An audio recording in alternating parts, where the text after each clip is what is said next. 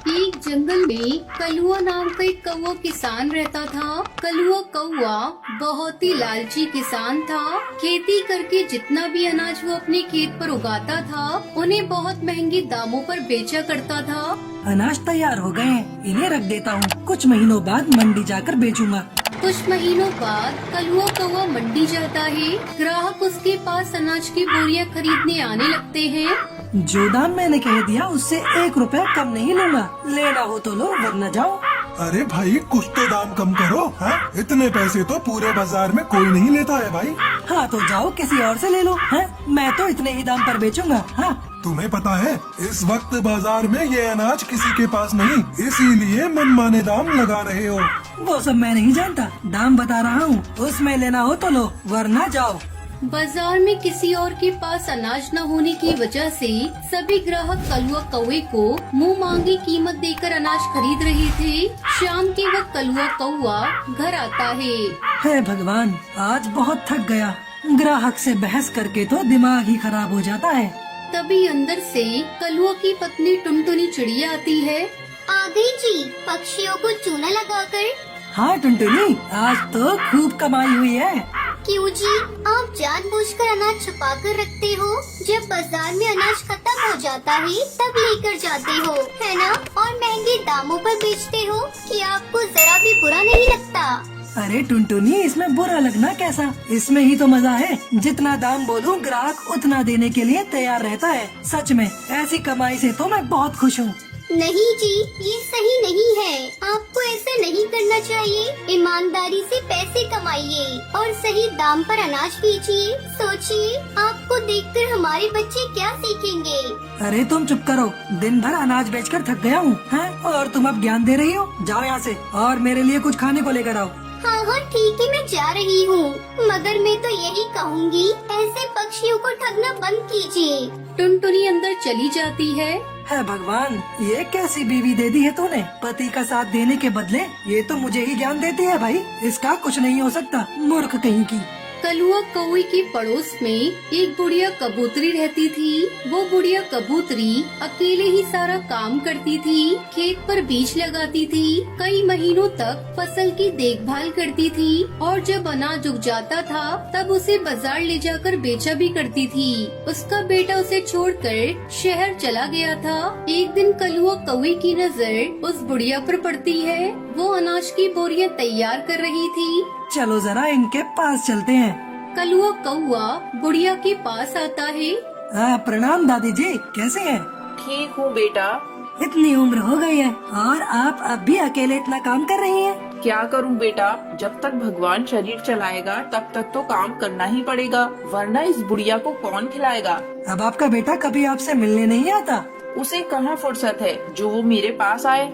ये तो बहुत दुख की बात है। वैसे आपका बेटा नहीं आता तो क्या हुआ, मैं हूँ ना आपका बेटा, मैं करूँगा आपकी मदद। क्या बेटा, मुझे कुछ समझ में नहीं आया। अरे दादी जी, आप यहाँ अनाज उगाने का काम कीजिए, मैं बाजार जाकर आपके सभी अनाज को बेच कर आऊँगा, जिससे आपकी बहुत मदद हो जाएगी। अरे नहीं बेटा, मेरी वजह से तू क्यों परेशान होगा, रहने दे। नहीं दादी जी, इसमें परेशानी जैसी कोई बात नहीं है, ये काम तो मैं आराम से कर दूंगा। वैसे भी मैं अपना अनाज बेचने तो बाजार जाता ही हूँ। अच्छा ठीक है, जैसा तू कहे। ठीक है दादी जी, मैं कल ही इस अनाज को बाजार में जाकर बेच देता हूँ। सुनिए जी, आज आप अम्मा जी के पास क्या करने गए थे? तू अपना काम कर, है मुझ पर ध्यान देना बंद कर। कलुआ मन ही मन बहुत खुश था। कलुआ कौवा अगले दिन उस बुढ़िया के पास जाता है। लाइए दादी जी, अनाज दीजिए, मैं बाजार जाकर इन्हें बेच कर आता हूँ। हाँ बेटा, ये लो। आज तो बहुत ही अच्छे दाम पर अनाज बिका है। शाम के वक्त कलुआ कौवा उदास होकर बुढ़िया के पास आता है। क्या हुआ बेटा, तुम उदास क्यों लग रहे हो? दादी जी, उदास होने की ही बात है। क्यों बेटा, तो क्या हुआ? अरे दादी जी, मैं अनाज बेचने तो बाजार गया, अनाज बिक भी गया, मगर उस अनाज के बदले बहुत ही कम पैसे मिले हैं। अरे बेटा, आज से पहले तो कभी ऐसा नहीं हुआ। वही तो दादी जी, मैंने भी सभी को बहुत समझाया, मगर कोई समझने को तैयार ही नहीं था। ये लीजिए, इतने ही पैसे मिले हैं। अरे बेटा, ये तो बहुत ही कम रुपए हैं। जी दादी जी, बस इसीलिए मैं उदास हूँ। बेटा, इसमें तुम क्यों उदास हो रहे हो? कोई बात नहीं, तुमने तो अपनी ओर से मेहनत की है। अच्छा ठीक है, अब मैं जाता हूँ। अरे नहीं बेटा रुको, तुमने भी तो मेहनत की है, इन पैसों पर तुम्हारा भी अधिकार है। ये लो, इसमें से कुछ पैसे तुम भी रखो। अरे नहीं नहीं दादी जी, रहने दीजिए। बेटा ले लो, इसमें तुम्हारी भी मेहनत है। कलुआ कौवा पैसे ले लेता है। कलुआ खुशी से घर आता है और सोचता है, वाह, आज तो मजा ही आ गया। महंगे दाम पर अनाज बेचकर वो भी पैसे रख लिए, साथ ही साथ दादी जी ने अपनी ओर से भी पैसे दे दिए। भाई वाह वाह वाह, क्या बात है। अब हर रोज कलुआ यही करने लगता है और उस बुढ़िया को धोखा देकर बहुत पैसे कमाने लगता है। वो बुढ़िया कबूतरी कलुआ कौवे की चाल नहीं समझ रही थी। कलुआ को अच्छा समझकर वो उस पर भरोसा कर रही थी। उसी बाजार में टुन्नू नाम का एक किसान भी अपने अनाज बेचने आया करता था। वो हर रोज कलुआ को अनाज बेचते देखता था। आजकल तो ये बहुत बोरियां बेचने लगा है। इतना अनाज तो इसके खेत पर उगता भी नहीं। तुम्हें पता नहीं क्या, ये अपने पड़ोस वाली दादी जी के अनाज को भी बेचता है। भाई अच्छा, ऐसी बात है। टुन्नू चिड़ा बहुत अच्छा और ईमानदार पक्षी था। वो सोचता है, ये कलुआ कौवा तो एक नंबर का दुष्ट कौवा है। जरूर ये दादी जी को कम पैसे देता होगा और खुद ज्यादा पैसे रखता होगा। आज ही जाकर उनसे बात करता हूँ। टुन्नू चिड़ा उस बुढ़िया कबूतरी के पास आता है। प्रणाम दादी जी, सुना है आजकल कलुआ आपके अनाज को बाजार ले जाकर बेचता है। हाँ बेटा, वो तो बहुत अच्छा है, मेरी मदद कर देता है। फिर तो आपकी अच्छी कमाई हो रही होगी। नहीं बेटा, दरअसल वो कहता है अनाज के दाम ज्यादा नहीं मिल रहे हैं, इसलिए बहुत कम ही रुपए मिल रहे हैं। अरे नहीं दादी जी, वो तो हर रोज अनाज को बहुत ही महंगे दामों पर बेचता है। अरे बेटा, ऐसा नहीं हो सकता। हाँ दादी जी, सच में मैं भी बाजार में रहता हूँ और देखता हूँ वो अनाज बहुत ही महंगे दामों पर बेचता है। जब कलुआ कौवा शाम के वक्त बुढ़िया को पैसे देने आता है, तब बुढ़िया उससे कहती है, बेटा आज अनाज से कितनी कमाई हुई? अरे दादी जी, आज भी वही हाल रहा, बहुत कम पैसे मिले हैं, बहुत कम। टुन्नू आया था, वो कह रहा था तुम बहुत महंगे दाम पर अनाज बेचते हो और मुझे कम बताते हो, क्या ये सच है? ये सुनकर कलुआ कौवा घबरा जाता है। अरे नहीं नहीं दादी जी, ये झूठ है।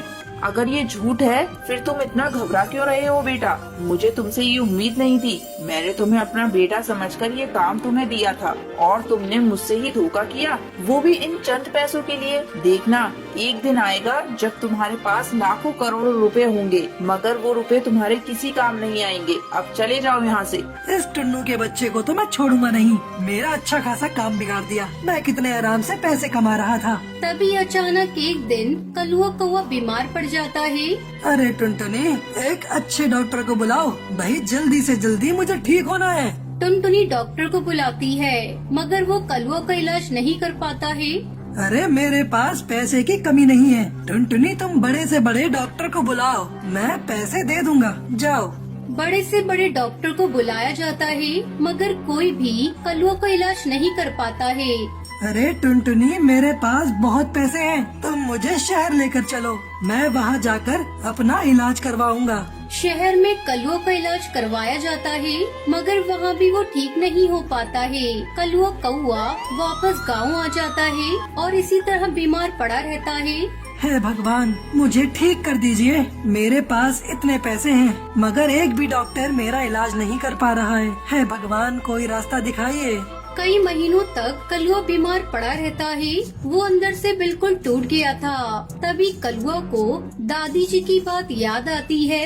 दादी जी ने कहा था कि एक दिन आएगा जब मेरे पैसे भी काम नहीं आएंगे, और वो दिन आ गया। शायद मैंने सभी के साथ बहुत बुरा किया है, उसी की सजा भगवान मुझे दे रहा है। हे भगवान, मुझे माफ कर दो, मैं समझ गया मैं गलत था। इस तरह कलुआ कौवे को अपने किए की सजा मिल जाती है। जंगल में टुनटुनी चिड़िया अपने पति बंटी कबूतर के साथ रहती थी। बंटी कबूतर पक्षियों के घरों में पानी पहुंचाने का काम करता था। दोनों पति पत्नी निसंतान थे। एक दिन टुनटुनी चिड़िया अपने घोंसले के बाहर बैठी थी। अरे टुनटुनी, यहाँ बैठी क्या कर रही हो? देखो ना जी, ये बच्चे कितने प्यारे लग रहे हैं। यहाँ बैठकर इनकी प्यारी प्यारी हरकतों को देख रही थी। पता नहीं भगवान मुझसे क्यों रूठा है। शादी के कई साल बाद भी मैं माँ नहीं बन पाई। अरे तो चिंता क्यों करती है?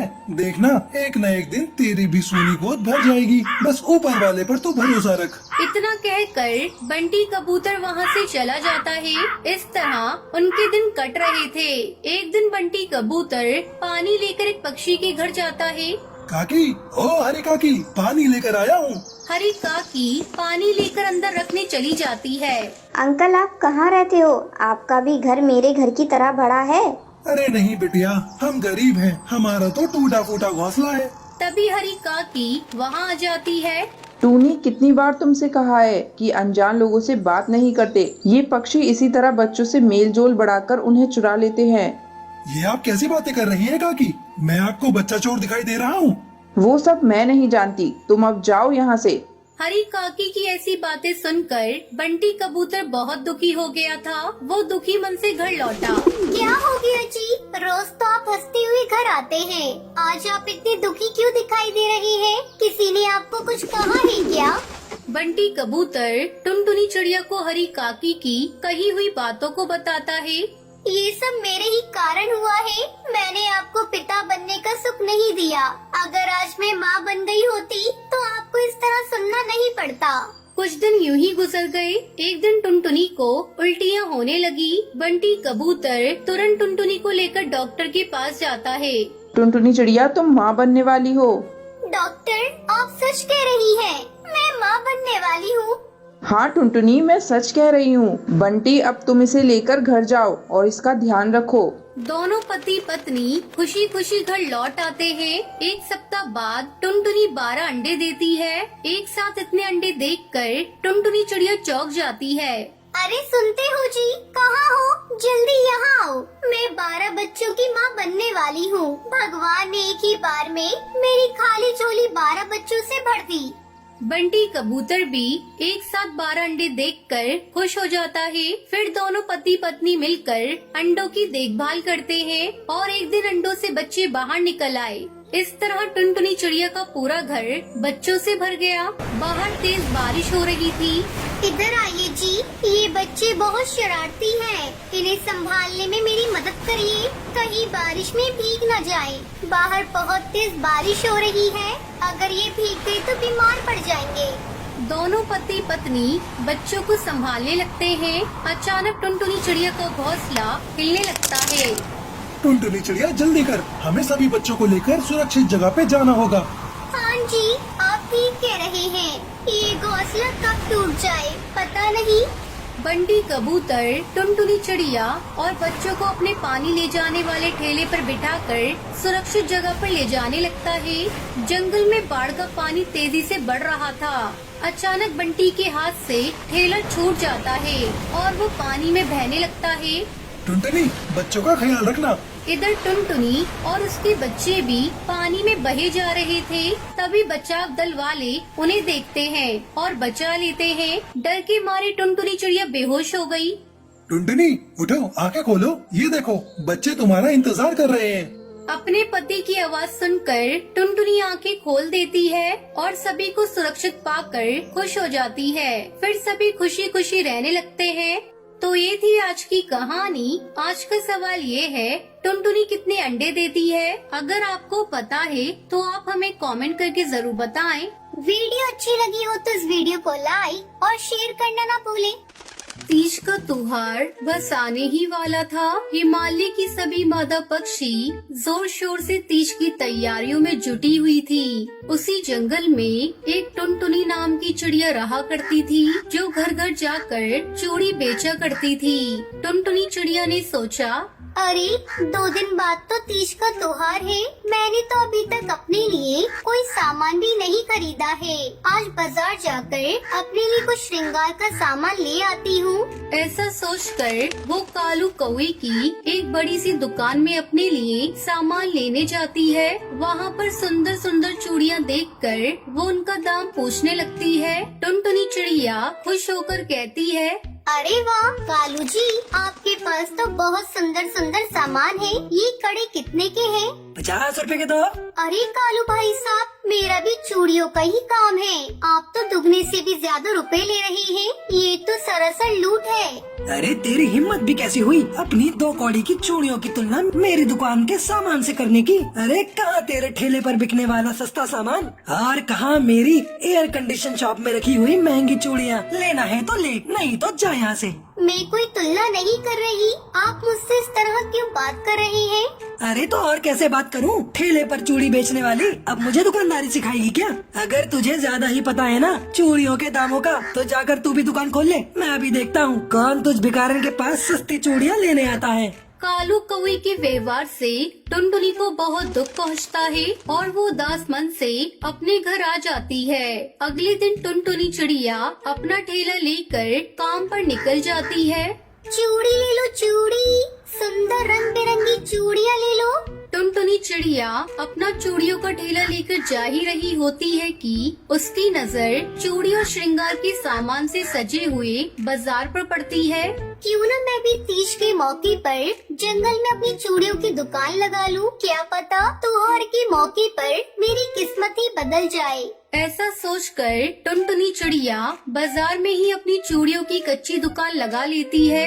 कालू कौवा तो इतने ऊंचे दामों पर सामान बेच रहा है, क्यों न मैं अपनी चूड़ियों पर आकर्षक छूट रख दूं। ऐसा करने से मेरी कच्ची दुकान में भी ग्राहक खींचे चले आएंगे और जैसी चूड़ियाँ वो कालू अपनी दुकान में बेचता है, मैं तो उससे भी बेहतर चूड़ियाँ बना सकती हूँ। टुनटुनी चिड़िया की दुकान पर लगा हुआ सस्ती चूड़ियों का बोर्ड देखकर वहाँ पर पक्षियों की भीड़ लगने लगती है। अरे टुनटुनी बहन, आपकी चूड़ियाँ तो वाकई में बहुत सुंदर हैं और इनका दाम तो इतना कम है कि मैं तो आज 4-5 चूड़ियों के सेट बनवा कर ले जाऊंगी। अरे वो कालू कौवा तो बहुत महंगे दामों में सामान बेच रहा है। आप चूड़ी के अलावा बाकी का सामान भी ले आती तो हमें उस घमंडी कौवे से कुछ भी नहीं खरीदना पड़ता। बिल्कुल सही कह रही हो काकी। अरे दुकान में एसी क्या लगा लिया है, हर चीज का दाम दुगना कर दिया है उसने। जरा भी कुछ बोलो तो उल्टा लड़ने को आता है। टुनटुनी जी, सच में आप तो कितना मीठा बोलती हो और आपकी चूड़ियाँ भी कितनी सुंदर हैं और सस्ती भी हैं। हम तो अब से आप ही से चूड़ियाँ खरीदा करेंगे। टुनटुनी के अच्छे व्यवहार और कम दामों से आकर्षित होकर पक्षी उसकी दुकान में चूड़ी लेने के लिए आने लगते हैं। 2 दिन के अंदर ही टुनटुनी की सारी चूड़ी बिक जाती है। उधर कालू कौवा पूरा दिन दुकान पर खाली बैठा ग्राहकों को इंतजार करता रह जाता है। उसी शाम टुनटुनी चिड़िया अपनी दुकान बंद करके घर लौट रही होती है कि तभी कालू कौवा वहाँ पर आ जाता है। अरे ओ दुष्ट चिड़िया, तुझे पहले भी समझाया था कि तेरी इस बाजार में दाल नहीं गलने वाली, लेकिन तू नहीं मानी और तूने अपना ये फटीचा ठेला यहाँ आकर लगा दिया। अब अगर कल तू यहाँ दिखाई पड़ी तो तुझे तेरी चूड़ियों के साथ उठाकर यहाँ से बाहर फेंकवा दूंगा। देखो कालू भैया, मैंने किसी भी पक्षी को आपकी दुकान पर जाने से नहीं रोका है। आप खुद ही अपना सामान इतने ऊंचे दामों पर बेच रही हो कि कोई भी पक्षी आपकी दुकान में नहीं जाना चाहता है। इसमें मेरी कोई गलती नहीं है। ऊपर से आप पक्षियों के साथ बदतमीजी करते हैं, जिसके कारण ग्राहक आपसे नाराज रहते हैं। सिर्फ एसी लगाने से ग्राहक आपकी दुकान में नहीं आएंगे। अरे 2 दिन तेरी चूड़ियाँ क्या बिक गई? तू तो मेरे सामने जुबान चलाने लगी। अरे ठेले पर चूड़ी बेचने वाली चिड़िया, लगता है तेरी अकल ठिकाने लगानी ही पड़ेगी। तू ऐसे नहीं जानेगी। इसके बाद कालू कौवा टुनटुनी चिड़िया से बदला लेने के लिए योजना बनाने लगता है। मेरे पास जितनी भी तैयार चूड़ियाँ थी वो सब तो बिक गई है। अभी भी 1 दिन बाकी है। क्यों ना मैं आज रात जागकर ढेर सारी चूड़ियाँ तैयार कर लूं, ताकि कल मैं उन्हें बाजार में ले जाकर बेच सकूं। मैं भी इस कालू को दिखाकर रहूंगी कि दुकान का छोटा या बड़ा होने से कुछ नहीं होता है, नीयत सही होनी चाहिए। उसके बाद वो रात भर जागकर अपने घर में चूड़ियाँ बनाती है। सुबह होने तक उसके पास ढेर सारी चूड़ियाँ तैयार हो जाती हैं। अगले दिन सवेरे उठकर चिड़िया तीज का व्रत रखती है और अपनी चूड़ियाँ लेकर बाजार की ओर निकल जाती है। हाँ, यही सही मौका है। आज इसको मजा चखाता हूँ। आज तो उसने उपवास रखा होगा और उसकी चूड़ियाँ तो कल रात को ही बिक गई थी, इसलिए आज वो अपने घर पर ही रहेगी। मैं जाकर उसके घर में आग लगा देता हूँ। कालू कौआ खिड़की से कूदकर टुनटुनी के घर के अंदर घुस जाता है और अंदर जाकर पेट्रोल छिड़कने लगता है, लेकिन गलती से पेट्रोल की कुछ बूंदें उसके शरीर पर गिर जाती है। जल्दबाजी में आग लगाते हुए कालू कौआ खुद चूड़ी पकाने की भट्टी के संपर्क में आ जाता है और उसके पंखों में आग लग जाती है। कोई बचाओ, कोई मुझे बचाओ, मुझे बचा लो, बचाओ, कोई बचाओ। कालू के चीखने की आवाज सुनकर पास के पक्षी वहां पहुंच जाते हैं और उसकी जान बचा लेते हैं। तभी टुनटुनी भी वहां आ जाती है। अरे कालू भैया, आप मेरे घर में कैसे पहुंच गए? अरे मुझे माफ कर दो टुनटुनी, शायद भगवान ने मुझे सजा दी है। अरे मैं तो तुम्हें जलाने आया था, लेकिन मैं खुद ही उसी आग में झुलस गया। मुझे तकलीफ हुई तो समझ में आया कि अब मैं किसी का बुरा नहीं सोचूंगा, मुझे माफ कर दो। कालू कौवे के आंसू देखकर टुनटुनी उसे माफ कर देती है और फिर खुशी खुशी अपनी दुकान में चूड़ी बेचने लगती है। कालू को भी शिक्षा मिल जाती है कि किसी का बुरा सोचने से अपना भला नहीं किया जा सकता है।